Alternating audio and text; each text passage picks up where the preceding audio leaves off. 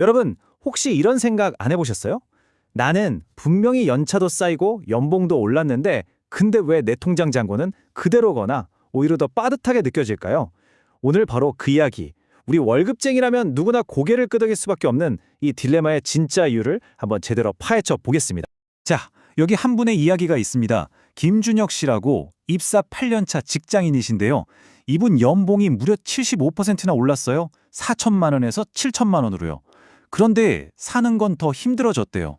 아니 이게 대체 무슨 말일까요? 이상하죠? 이 표를 한번 보세요. 이게 진짜 충격적인데요. 26살 사회초년생일 때는 연봉의 30%, 그러니까 월 100만 원씩 꼬박꼬박 저축했어요. 근데 지금은요? 연봉은 훨씬 올랐는데 저축은 고작 8%, 월 50만 원밖에 못한대요. 아니 연봉은 거의 2배가 됐는데 저축액은 반토막이 났어요. 도대체 그 많던 돈 다 어디로 사라진 걸까요? 근데 이게 김준혁 씨만의 얘기가 아니라는 게 더 큰 문제입니다. 우리 대부분이 빠지기 쉬운 일종의 재정 함정이 있거든요. 총 4가지인데요. 왜 우리 월급쟁이 인생이 맨날 쳇바퀴 도는 것 같은지 지금부터 그 함정들을 하나하나 파헤쳐 보겠습니다. 자, 첫 번째 함정입니다. 바로 생애 주기 비용이라는 건데요. 이게 뭐냐면 우리가 살면서 겪게 되는 큰 이벤트들 있잖아요. 결혼하고 집 구하고 아이 낳고 이런 일들 때문에 돈 나갈 것이 확 늘어나는데 그 속도가 우리 연봉 오르는 속도를 그냥 훌쩍 뛰어넘어 버리는 거예요. 이 그래프를 보시면 진짜 한숨이 나옵니다. 지난 8년 동안 준혁 씨 연봉은 75% 올랐어요. 이것만 보면 대단하죠. 그런데 생활비는요? 결혼하고 전셋집 구하고 하면서 무려 200%가 늘어난 겁니다. 200%요? 연봉 인상? 이거 뭐 아무 의미가 없어지는 거죠. 그리고 이게 그냥 준혁 씨가 씀씀이가 커서 그런 게 아니에요. 통계를 보면요. 결혼 후에 평균적으로 생활비가 늘어나는 속도가 연봉 오르는 속도보다 2.3배나 빠르대요. 그러니까 내 연봉이 50% 올랐다고 좋아할 때 생활비는 115%가 넘게 올라가고 있다는 얘기죠. 이러니 뭐 돈을 모으고 싶어도 모을 수가 없는 구조인 겁니다. 자, 두 번째 함정으로 넘어가 볼까요? 이건 정말 월급 받아본 분들은 다 공감하실 텐데 바로 세금입니다. 특히 누진세의 역습이죠. 연봉이 오르면 오를수록 더 높은 세율 구간에 들어가면서 내가 생각했던 것만큼 통장에 돈이 안 찍히는 거예요. 여기 박수진 씨 케이스를 한번 보죠. 이분이 연봉 협상을 정말 잘해서 500만 원이나 올렸어요. 와, 그럼 한 달에 40만 원 넘게 더 들어오겠네? 싶잖아요.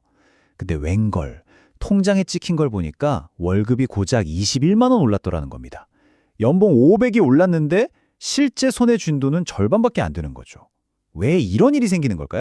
이 명세서를 뜯어보면 이유가 바로 나옵니다. 연봉이 8천만 원에서 8,500만 원으로 오르면서 소득세율이 적용되는 구간, 즉 과세표준 구간이 한 단계 위로 올라가 버린 거예요. 그러니까 올라간 500만 원에 대해서는 더 높은 세율의 세금을 내고 덩달아 4대 보험료도 더 많이 내게 되는 거죠. 결국 남는 게 별거 없는 겁니다. 이 차트를 보시면 더 확실하게 와닿으실 거예요. 연봉 5천만 원일 때는 세금 떼고 한 84% 정도를 내가 가져가요. 그런데 연봉이 1억 원이 되면 실수령 비율이 76%까지 뚝 떨어집니다. 그러니까 뭐 벌면 벌수록 국가에 내는 돈이 더 많아지는 그런 구조인 거죠. 자, 이제 세 번째 함정인데요. 이게 아마 오늘 얘기 중에 가장 현실적이고 또 가장 뼈아픈 얘기가 아닐까 싶습니다. 바로 자산 인플레이션 격차입니다. 말이 좀 어렵죠?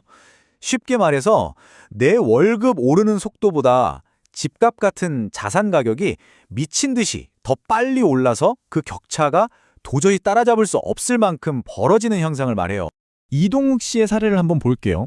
이분이 7년 동안 정말 열심히 일해서 연봉을 54%나 올렸어요. 대단하죠? 그런데 그가 사고 싶었던 아파트, 그 아파트 가격은 같은 기간 동안 125%가 올랐습니다. 125%요. 연봉 상승률의 2배가 넘는 속도로 집값이 그냥 날아가 버린 거예요. 이러면 아무리 안 쓰고 안 먹고 모아도 집을 살 수가 없는 거죠. 그 결과가 정말 충격적입니다. 7년 동안 동욱 씨는 1억 5천만 원을 모았어요. 정말 대단한 거죠. 근데 같은 시기에 그냥 집을 샀던 친구는요. 그 집값이 10억 원이 올랐어요. 그래서 둘 사이의 자산 차이가 무려 8억 5천만 원이나 벌어진 겁니다. 이게 바로 월급만으로는 자산이 불어나는 속도를 절대 따라잡을 수 없다는 걸 보여주는 아주 냉혹한 현실이죠. 자, 이제 마지막 네 번째 함정입니다. 이건 앞에 세 가지 함정보다 더 근본적인 문제인데요. 바로 우리 월급쟁이의 소득 모델, 즉 돈을 버는 방식 그 자체에 대한 이야기입니다. 핵심은 이거예요. 우리는 시간을 팔아서 돈을 번다는 것. 여기 소득 모델이 두 가지가 있습니다. 한번 비교해 볼게요. 우리 같은 월급쟁이는요, 소득 공식이 시간 곱하기 시급이에요. 내가 일한 시간에 따라 돈을 받죠. 근데 시간은 어때요? 하루 24시간으로 딱 정해져 있잖아요. 한계가 명확하죠. 반면에 자산가들은요, 소득 공식이 자산 곱하기 수익률입니다. 이 자산이라는 건 이론적으로 얼마든지 키워나갈 수 있어요. 이게 얼마나 큰 차이인지 정수현 씨 사례를 보면 진짜 입이 떡 벌어집니다. 연봉 1억 2천만 원인 서현 씨, 시급으로 계산하면 약 6만 2,500원 정도를 벌어요. 이것도 굉장히 높은 거죠. 그런데요, 온라인 강의라는 콘텐츠 자산을 가진 친구는 시간당 100만 원을 벌고요. 부동산 자산으로 월세를 받는 다른 친구는 시간당 750만 원을 벌고 있대요. 이건 뭐 비교를 하는 게 의미가 없는 수준인 거죠. 자, 지금까지 들어보니까 어떠세요? 좀 암울하죠? 그럼 우리는 그냥 이 쳇바퀴 속에서 계속 달려야만 하는 걸까요? 아니요, 그렇진 않습니다. 방법이 있어요. 지금부터는 이 답답한 함정들을 벗어날 수 있는 아주 구체적인 탈출 로드맵을 보여드리겠습니다. 이 로드맵의 핵심은요, 나이대별로 아주 명확한 목표를 세우고 착실하게 실행하는 거예요. 자, 보세요. 20대에는 무조건 아껴서 종잣돈 5천만 원을 딱 만듭니다. 그리고 30대 초반에는 이 돈에다가 레버리지, 그러니까 대출을 현명하게 이용해서 핵심 자산을 하나 사는 거예요.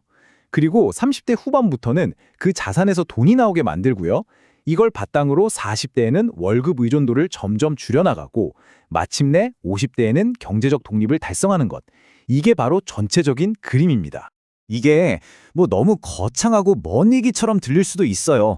하지만 가장 중요한 건 뭔지 아세요? 바로 오늘, 지금 당장 첫걸음을 떼는 겁니다. 그럼 뭘 해야 할까요? 그 힌트는 우리가 앞에서 봤던 네 사람의 이야기 속에 다 들어 있습니다. 첫 번째 교훈, 바로 준혁 씨의 이야기에서 배울 수 있죠. 인생에서 돈 나갈 일이 가장 적은 20대에 정말 독하게 50% 이상 저축해서 종잣돈을 만들어야 한다는 겁니다. 이 시기에 만든 돈이 여러분 평생의 자산을 만드는 씨앗이 될 거예요.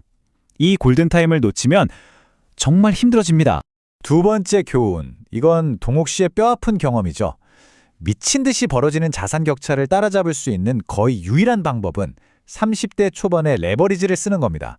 쉽게 말해 빚을 내서 투자를 하는 거죠. 물론 위험하죠.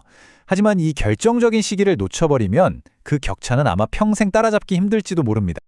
그리고 마지막, 가장 근본적인 교훈입니다. 서현 씨와 친구들의 이야기에서 봤잖아요. 내 시간을 팔아서는 절대 부자가 될 수 없습니다. 내가 잠을 자는 동안에도, 내가 여행을 가 있는 동안에도 나를 대신해서 돈을 벌어다 줄 자산을 반드시 만들어야 해요. 그게 뭐 책이든 유튜브 채널이든 작은 건물이든 뭐든 상관없습니다.